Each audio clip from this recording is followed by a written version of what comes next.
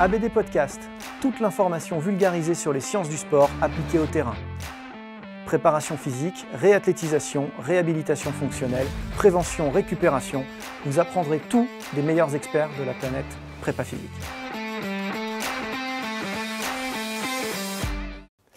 Bonjour à tous, Aurélien Broussel-Derval pour un nouvel épisode ABD Podcast. Je reçois, pas tout à fait une nouvelle fois, enfin, Loïs Monaco. On est ensemble. Puisque tu es déjà venu dans le podcast où tu avais été reçu par Benjamin Dumortier, qui n'avait pas démérité.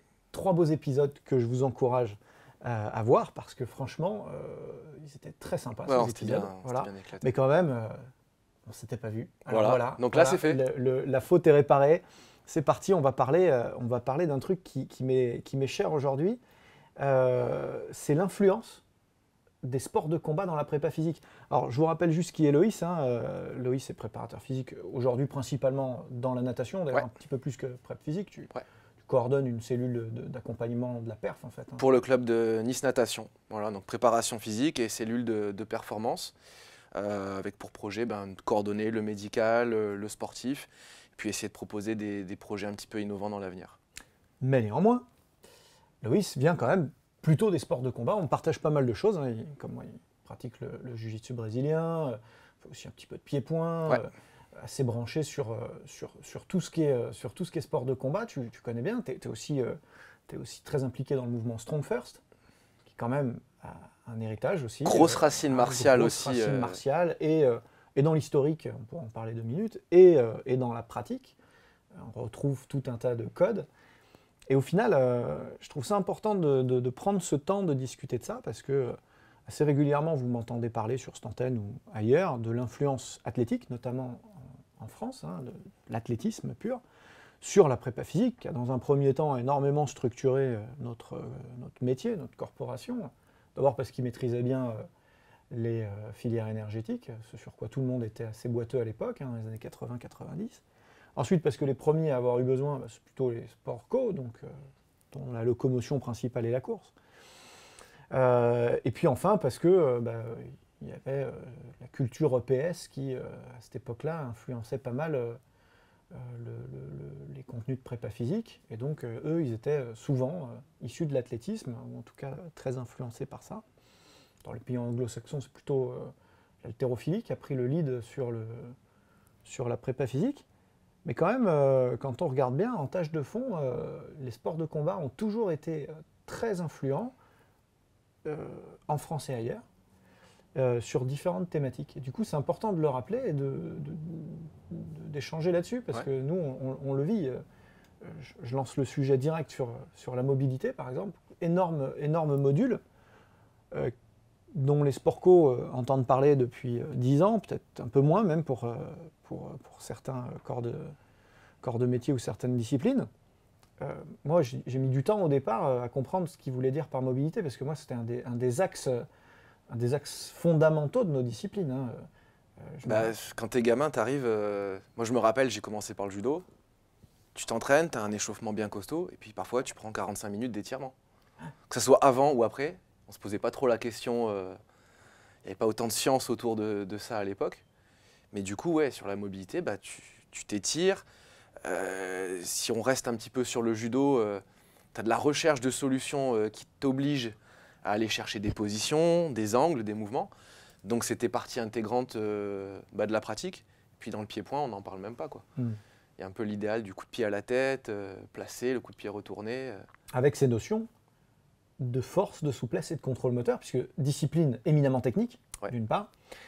D'autre part, il ne s'agit pas juste de frapper haut et frapper juste, il faut aussi frapper fort.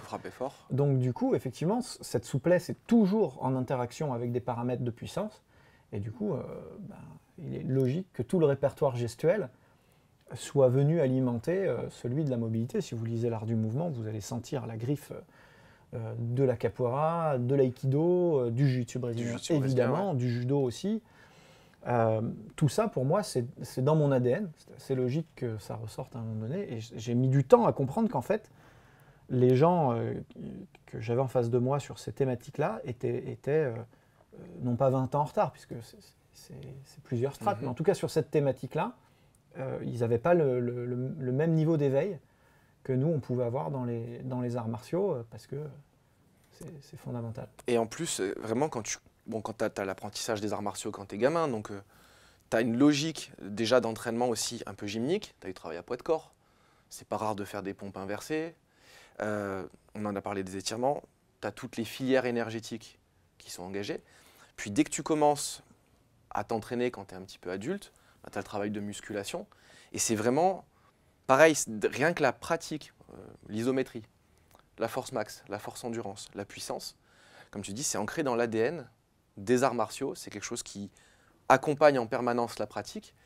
Et donc, c'est assez logique que beaucoup de pratiquants d'arts martiaux, sachant qu'ils ont pratiqué la course à pied régulièrement, ils ont un petit peu nagé. Ouais, parce qu'il faut faire le poids en plus. Il faut faire le poids, tu as la partie perte de poids. Un autre aspect important, en sport de combat, on est confronté directement à une opposition assez forte, d'homme à homme, très directe. Donc il y a une gestion du stress qui est hyper importante. Donc on est habitué aussi à rencontrer des gens qui doivent gérer du stress. Et donc ça donne une forme de panel qu'on a et qui fait que très naturellement, on se tourne vers la préparation physique après. Et donc ça va dans le sens. Parce que les meilleurs coachs sont ceux qui n'arrêtent jamais de se former, parce que vous n'avez jamais assez de temps pour vous et pour votre passion, parce que rester au top de nos métiers en constante mutation est un game changer pour vous démarquer de la concurrence, eh bien j'ai développé une série de formations en ligne qui vont vous permettre rapidement et à moindre coût temporel comme financier de rester à la pointe des connaissances théoriques et scientifiques, à la mode des techniques et exercices de terrain. Depuis le sport santé, en passant par le coaching loisir jusqu'à la très haute performance, 2 univers vous attendent. Un univers théorique et de méthodologie que j'aborde dans mes webinaires, thématique par thématique, et puis un univers pratique de terrain que j'aborde dans mes workshops. Tout cela sans bouger de chez vous et à votre rythme, puisque vous pourrez voir et revoir à volonté les contenus dans votre espace de formation. Pour agrémenter votre expérience, du contenu téléchargeable inédit et des quiz pour confronter vos nouvelles connaissances. Alors n'attendez plus et choisissez la thématique qui vous fait vibrer. Que vous soyez coach, kiné ou entraîneur, il y a forcément un sujet qui vous attend sur votre espace de formation. Je suis Aurélien Broussal-Derval, je suis préparateur physique, conseiller en sciences du sport et formateur depuis de nombreuses années et je mets tout en œuvre pour vous accompagner dans votre mise à jour de compétences. Je finis sur la mobilité. C'est vrai que l'influence, elle est forte, elle remonte assez loin. On parlait l'autre jour de l'hébertisme dans cet même épisode. Évidemment, ça vient d'un art militaire finalement. Ouais. Il y a une influence vraiment Georges militaire. Hébert. Donc l'air de rien, ne serait-ce que culturellement et philosophiquement, c'est assez lié. Et du coup, il est assez logique que l'héritage sur les différents paramètres soit fort, y compris à plus forte raison sur la mobilité. Je me rappelle encore de mon père qui avait inventé le concept de SMS dans les années 90, au début du jiu-jitsu brésilien. C'est Christian Derval qui a inventé ça. Sécurité, mobilité, sécurité. Et du coup, là, on a quand même l'essence même de ce qu'est la mobilité pour moi, c'est-à-dire une qualité d'appui, une qualité de transmission de force, un contrôle moteur et puis du mouvement. Et c'est vrai que c'est presque des principes fondamentaux qu'on pourrait appliquer directement à la préparation physique. Ah ouais. Mais je rebondis sur ça. Ceux qui ont déjà regardé combattre Shohei Ono en judo, tu vois que c'est un gars qui est capable de créer de l'appui, il est quasiment déséquilibré, et puis sur un bout d'orteil, il crée de l'appui, il a une capacité de rotation thoracique et d'appliquer de la force dans son amplitude et sa rotation, avec du technico-tactique, et il est intouchable. Et ça, tu le vois, quoi. C'est flagrant. C'est vraiment je pense des leviers de performance qui sont utilisables pour toutes les disciplines, c'est une évidence. D'ailleurs, sur la philosophie, je recevais Fred Aubert il y a quelques temps dans cette antenne qui nous expliquait pourquoi il militait pour le terme préparateur athlétique et pas préparateur physique. Alors, on peut en débattre pendant des heures et des heures. ce serait un peu réinventer le métier. Aujourd'hui, un préparateur physique, c'est un préparateur physique, on va pas en discuter sans s'étendre, mais au début, je pensais que c'était justement l'héritage athlétique qui influençait son choix. Et pas du tout. Il m'a expliqué que, en fait, étymologiquement, ça venait du combat. D'accord. Et que athlétisme vient étymologiquement du combat, et que donc préparateur athlétique, pour lui, représentait plus la démarche psychologique d'engagement dans la performance que préparateur physique. Et en fait, c'était finalement pas tant lié à l'activité d'athlétisme qu'aux activités de combat. C'était assez intéressant. Ok, bah c'est bien, ça va relancer le débat. Ça va Parce que tu as aussi entraîneur physique plutôt que préparateur physique. Aussi. Et donc, ouais, l'influence philosophique, elle est juste évidente. Dans les arts martiaux, on le voit, Gymnastica Naturale. Qui a fait des petits après, hein, parce que sûr. Ground Force Method, ça s'est développé. Même un petit peu FRC, hein. FRC, Ça a attiré un petit complètement. peu ces Gymnastica Naturale, ça a été une énorme influence pour beaucoup de monde. Ouais. Alors, la plupart des gens ne connaissent pas Gymnastica Naturale. J'arrive pas à me rappeler du nom du fondateur. T'arrives à t'en rappeler, toi? Alvaro Romano. Alvaro Romano. Ouais. T'es un bon. J'avais ses livres et ses cassettes On vidéo. avait les cassettes, Ouais, avec les les cassettes mouvements vidéo. au sol, les monkey bars. Ouais. Il sautait sur les espaliers et tout. Et en fait, bon, les trois quarts sont quand même très largement inspirés de l'hébertisme. Je vous invite à voir l'épisode sur la renaissance de l'hébertisme. Mais n'empêche que tout ce contenu-là a perfusé immédiatement dans le JJB. Ouais. Dès les échauffements, moi j'ai appris la mobilité au sol et debout grâce à ça. Ça a été repris par le judo, presque immédiatement aussi. Et ça n'est que 10 ans plus tard que c'est venu, ou 15 ans même, que c'est venu dans les méthodes de préparation physique qu'on connaît aujourd'hui. Tous les courants, hein, Animal Flow, tout ça, ça découle de ça. Et là, enfin, c'est l'illustration de l'impact des sports de combat, parce que clairement, Romano, il vient du JB. Ah ouais. Bah, il s'entraînait avec Rickson Gracier, avec Silvio et Marcello Bering. C'est un même team. Il a entraîné pas mal de monde aussi après, les frères Noguera aussi. Notamment. Donc ouais, c'était une méthode un peu rudimentaire parce qu'elle s'appuyait juste vraiment sur quelques éléments, mélanger des éléments un peu de surf aussi dedans, un peu de yoga. Mais ouais, c'est vrai que ça a directement influencé. On a tous mis sous une barre à essayer. Bon, les trucs qu'il fait sur les pierres, là, se rouler le dos sur les pierres et puis faire ses positions. Romano, t'exagères. Ouais, Alvaro, là, tu te calmes. On va le faire sur la plage. Mais ouais, de grosses influences. Et puis les arts martiaux, il y a eu une influence culturelle aussi sur la préparation physique. Si tu prends un peu les films de Rocky, trucs comme ça qui ont été très suivis par les gens, qui influent sur l'imaginaire collectif.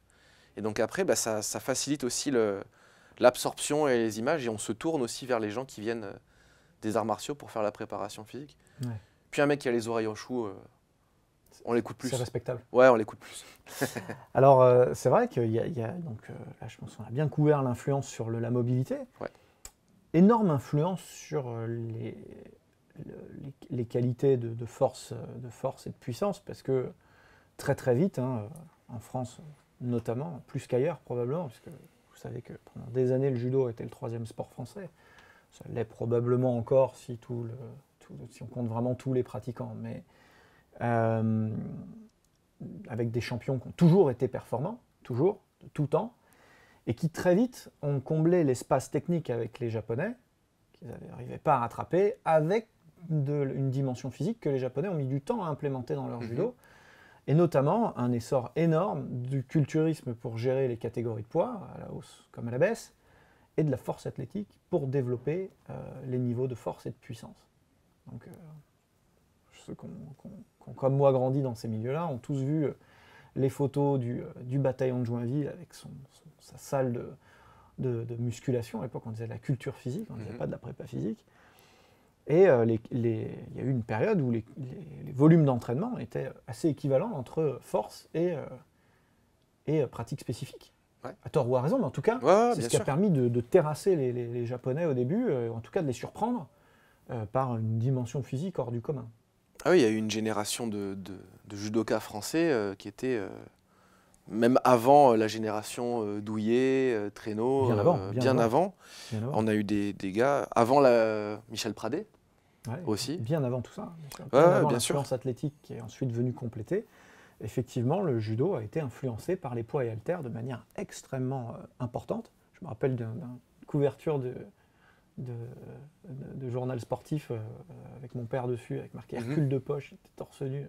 C'est vrai qu'ils étaient à moins de 60. Mais c'est vrai qu'il y a un paquet de gars de l'époque qui ont fait de la compète en culturisme qui aussi. ont aussi fait Et du qui, culturisme, tu rencontres, absolument. parfois quand tu rencontres des anciens, ils ont été culturistes, au moins ils ont fait une ou deux compètes de culturisme, du judo. Et c'est vrai qu'à l'époque, c'était. Et ils faisaient un peu de compète en powerlifting. Ouais. Ce qui est marrant, ce qui ressemble aujourd'hui un peu à un concept d'hypertrophie fonctionnelle, tu vois, qu'on commence à impliquer un peu. C'est en fait des programmes de force appliqués avec un peu de mouvement. C'est ça. Et alors, curieusement, par contre, pas trop de mélange avec l'haltéro, même si les disciplines étaient assez cousines, ça se parlait beaucoup entre athlètes, etc. Finalement, l'haltéro n'a pas trop perfusé dans les contenus de prépa physique à cette période-là. C'est vraiment la force athlétique dont se sont emparés Force athlétique, culturisme qui ont pris le lead. truc. Ouais.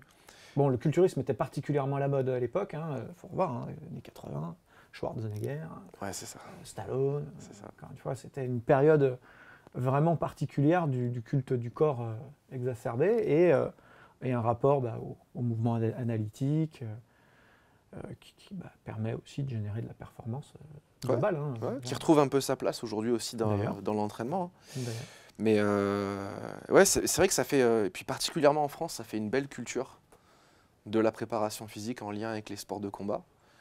Je pense que c'est encore un des domaines où les athlètes en sport de combat français restent quand même relativement performants. Dans toutes les disciplines. Quand on croise un judoka, ou même les gars du jiu-jitsu brésilien, je pense dans pas mal de disciplines, les gars savent ce qu'ils font quand même, karaté, la boxe. La boxe anglaise, même si on a un petit coup de mou depuis une vingtaine d'années, au jeu, ça reste systématiquement des combats durs pour tout le monde. Voilà, on est toujours dans le rythme international au niveau sport de combat. On est un pays de combattants, c'est une évidence. Et du coup, c'est vrai qu'on n'en parle pas assez, je trouve. C'était vraiment l'occasion de rappeler ça. Un petit point dessus, Alors, on parle des paramètres de force, avec des gens qui ont été très forts, qui ont fait des performances de dingue. Je vais vous donner des exemples. Mon pote Stéphane Traîneau avait quand même une perf à la presse oblique à 850 kg. Ouais, c'était des perfs. Alors, c'était pas des grandes flexions profondes, etc. Mais enfin, ne serait-ce que la sortir du ça rack fait le taf à quand même. 850 kg, c'est quand même étonnant, surtout que les mecs ont quand même des leviers assez grands. J'ai vu une vidéo où David Douillet faisait une tonne. Ouais, c'est ça. C'est les chiffres qui étaient rapportés à l'époque. Il faut quand même la pousser, quoi. Donc, on a eu des gens très, très, très forts. Et cet héritage-là, fatalement, on le ressent encore aujourd'hui à l'INSEP. Catégorie de poids par catégorie de poids, il y a des réflexes de repères sur les grands mouvements de force athlétique. Si en développé couché, tu ne fais pas 130 kg quand tu es en moins de 81, tu n'es pas invité. Voilà, Alors, à tort ou à raison, je ne suis pas en train de... Oui, parce qu'après, tu as des profils qui sont plus spécifiques. Et le mouvement doit être un peu plus ou moins adapté pour être fonctionnel et utile. Mais en tout cas, gros héritage qui a structuré les contenus. Le judo a été quand même ultra précurseur dans l'organisation des entraînements, dans la méthodologie de travail à haut niveau. C'est par René Rambier qui est arrivé l'organisation vraiment méthodique de la charge en musculation, des circuits training, de tout ce qui est rapport au poids et haltères organisé. Et puis ça donne aussi, bien avant l'arrivée du CrossFit, c'était des gens qui géraient la concurrence de charge. C'est-à-dire qu'ils avaient leur entraînement de judo dans lequel tu as un fond glycolytique qui est quand même bien marqué, gros impact métabolique, qui allaient faire leur footing, qui allaient faire leur sprint en côte, qui allaient faire leur muscu, qui faisaient leur montée de corde et qui devaient déjà organiser tout ça dans une semaine pour être prêts le jour J. Donc c'était déjà des gens qui avaient aussi un savoir méthodologique pour arriver à mettre tout ça dans l'ordre. Et ça, c'est intéressant aussi d'en avoir le vécu pour le transmettre. Et puis voilà. Ouais, c'est une belle école pour la prépa physique, je suis d'accord avec toi. En toute objectivité. Ouais, bien sûr, on n'est pas du tout biaisé. Mais bon, il y a un autre sujet, c'est faire le poids. Faire le poids, ça, c'est encore un gros ça truc, implique en plus de s'intéresser à la nutrition de manière plus ou moins archaïque. Là, par contre, on va être honnête, on n'a peut-être pas forcément les meilleures leçons à donner, mais il y a quand même cet héritage et cet impact sur la gestion du poids, au moins dans le rapport au poids et haltère, déjà, qui est important. Le régime, bon, on en pense ce qu'on en veut, mais c'est quand même très améliorable. Mais n'empêche qu'il y a ce rapport culturel aussi. Et puis du coup, le rapport à toute la dimension cardio. Ouais. C'est-à-dire qu'on est quand même face à des gens qui sont capables de perdre plus de 10% de leur poids de corps en quelques jours, plusieurs fois dans l'année, tout en délivrant des performances métaboliques hors du commun. Ah ouais, ouais. Parce que là, On répète 5, 6, 7, 8 combats dans la journée, à très haute intensité. très haute intensité. Ouais. Qui, comme tu le disais, mélange du métabolique et du neuromusculaire de dingue, sur un fond technico-tactique et de risque évident. C'est quand même spectaculaire en termes d'engagement, Ouais. d'école de la prépa physique, mais alors d'engagement physiologique, de challenge à la nature. On est quand même sur les... Ah ouais, ouais, et puis après, bon, après, on a forcément, plus le niveau monte, plus on a des gens qui sont adaptés génétiquement, hein, qui ont fait leur trou dans la masse des gens pour arriver à être à l'aise avec le cutting, la perte de poids, qui est un gros truc. Mais pareil, ça c'est des techniques, je trouve, qui s'affinent actuellement aussi. Fatalement, on commence à avoir... de plus en plus en staff. C'est ça. Et c'est vrai que L'influence du MMA aussi, ouais. sur ça, qui professionnalise un petit peu la logique. Normalement. D'ailleurs, de l'UFC est devenu une marque au niveau, dans notre métier de préparateur physique, dans les conférences américaines que tu suis comme moi, quand les mecs prennent des références vraiment pour le show, pour la frime, ils prennent toujours la NFL bien évidemment, ils prennent toujours la NBA bien sûr, mais le troisième qui arrive souvent c'est l'UFC. Ah ouais, ouais. En plus, eux, ils ont monté un performance center à Las Vegas qui est hallucinant, avec du soin, avec pareil pour la perte de poids aussi, ils sont hyper pointus. Et donc forcément, à un moment, ça attire la recherche, ça attire les scientifiques, ça attire les athlètes, ça leur permet d'avoir de la donnée et de progresser. Ça attire les autres corps de métier. Ouais. C'est-à-dire que jusque-là, quand on était formé en STAPS ou en BPGEPS, les exemples qu'on nous prend en nutrition du sport, c'est tout le temps de l'endurance, ou éventuellement de la prise de masse culturiste. Voilà. La base, c'est ça, ouais. Et, voilà. Et du coup, tu es là, tu dis, ouais, enfin bon, j'en fais quoi, moi J'en fais quoi en boxe Surtout que ouais, dans les... Bon, t'as le water cut, en plus, qui joue un gros rôle dans le... Et qui peut jouer un gros rôle sur la santé, et qui joue un gros rôle dans la perte de poids, puisqu'après, ils peuvent refaire la réserve et remonter un petit peu. Le régime du crapaud séché. C'est ça, ouais. C'est ça. Ploup. Ouais, ça regonfle. Donc, ouais, c'est hyper intéressant. Et puis, c'est même quand on donne des formations, je trouve que les gens qui viennent des sports de combat ont tendance à, comme ils ont cette pratique large, à mettre des liens rapidement sur tous les éléments, parce qu'ils sont moins peut-être spécifiques que les autres. Quand tu es dans un sport plus spécifique, tu connais ton sport, tu connais un tout petit peu de préparation physique que tu as pu faire éventuellement autour. Mais c'est vrai que la perte de poids, si tu n'en as pas vécu une vingtaine dans ta vie, des durs, des faciles, quand tu coaches des gens qui doivent perdre du poids, tu as été à leur place, tu sais qu'il y a des moments où tu as été misérable, pas heureux, dans ton sauna, plus dans ton kawaii. Des moments où tu es fragile. Tu es fragile métaboliquement. Donc ouais, c'est... Et du coup, si on réfléchit un petit peu sur les nouvelles anciennes méthodes, comme la kettlebell, la mass bell, on retrouve aussi là un héritage énorme. Alors évidemment, on parlait de Strong First en introduction, héritage revendiqué même des sports de combat. On retrouve d'ailleurs parmi les formateurs français, vous avez peut-être vu Thomas sur cette antenne, Serboneski. Je vous invite à aller regarder un petit peu ce qu'on a dit sur Karatéka. Donc karatéka, pas n'importe quel. Kyokushinkai en plus. Donc, en plus. Donc voilà, gros héritage dans les staffs. Alexei, qui est très orienté self-défense, Krav, combat. Aussi. Puis là, maintenant, on a un paquet d'instructeurs, justement du Krav. On a des ceintures noires de lutte livre et de jiu-jitsu brésilien. Donc, Mathieu Delalandre. Mathieu, tu connais super bien. Noir, qui a fait beaucoup de compètes en JJB aussi, prof de JJB. Bah oui, Strong First, ça a bien... D'ailleurs, quand tu lis les bouquins de Pavel, les trucs comme ça, tu as une influence forte du Kyokushinkai et de la mise sous tension, ce qui était utilisé avant pour... tu regardes les vieilles vidéos des karatékas à Okinawa. Où ils créent de la force. Ils créent de la tension, ils apprennent à contracter. Et la force, c'est ça, tu as une résistance extérieure.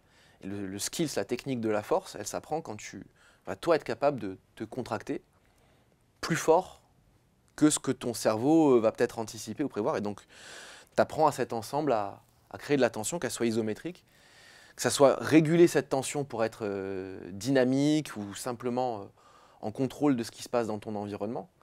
Et donc, ouais, Strong First a vraiment bien synthétisé ça par rapport à ce qui venait de disciplines martiales, et puis d'outils comme le kettlebell. Mace Bell, très bel outil aussi. D'ailleurs, faut que je te fasse tester cette nouvelle Mass Trainer. Ouais. Ajustable, ça va te plaire, ça. Ajustable? Ça va te plaire. Oh. Ouais. Oh. Ouais, parce que la problématique de tous ces outils-là, c'est qu'à chaque fois qu'on en rajoute un, on rajoute toute la gamme. C'est ça. Donc, et parfois par paire. Mon salon en sait quelque chose. Voilà, quand tu commences à avoir des kettles de 48 kilos. C'est ça. Donc Mace Mace Bell ajustable? Mace Bell ajustable, Mass Trainer, créé avec Didier Zoya. Génial. Et donc pareil, mobilité, force, endurance, tout est mélangé. On se retrouve dans un format extrêmement proche des arts martiaux.